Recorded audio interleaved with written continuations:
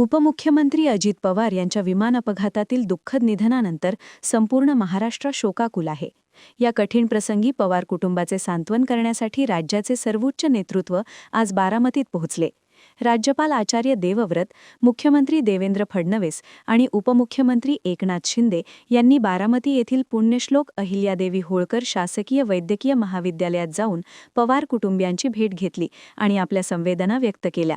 अजितदादांच्या निधनाची बातमी समजताच राज्याचे सर्व महत्त्वाचे नेते आपले नियोजित कार्यक्रम रद्द करून बारामतीकडे रवाना झाले होते. काही वेळापूर्वीच राज्यपाल, मुख्यमंत्री आणि उपमुख्यमंत्री यांचे बारामती विमानतळावर आगमन झाले.